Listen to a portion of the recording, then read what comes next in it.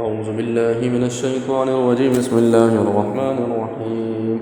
تبارك الذي بيده الملك وهو على كل شيء قدير، الذي خلق الموت والحياة ليبلوكم أيكم أحسن عملا، وهو العزيز الغفور، الذي خلق 7 سماوات طباقا، ما ترى في خلق الرحمن من تفاوت، فارجع البصر هل ترى من فطور، ثم ارجع البصر مرتين ينقلب إليك البصر خاسئا وهو حسير، ولقد زينا السماء الدنيا بمصابيح وجعلناها رجوما للشياطين، وأعتدنا لهم عذاب السعير، وللذين كفروا بربهم عذاب جهنم وبئس المصير.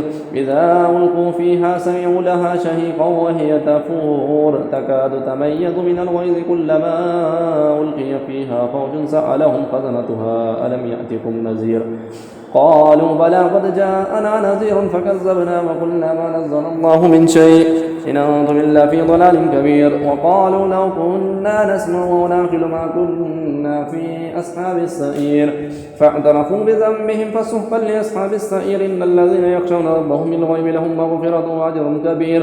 وأسروا قولكم أو اجهروا به إنه عليم بذات الصدور. ألا يعلم من خلق وهو اللطيف الخبير. هو الذي جعل لكم الأرض ذلولا فامشوا في مناكبها وكلوا من رزقه وإليه النشور.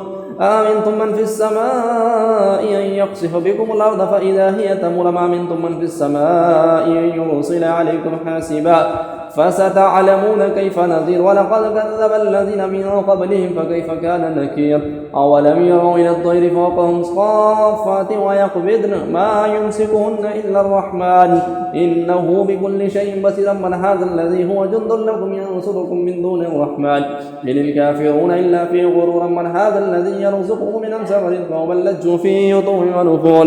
أفمن يمشي مكبا على وجهه يهدى من يمشي سويا على صراط مستقيم.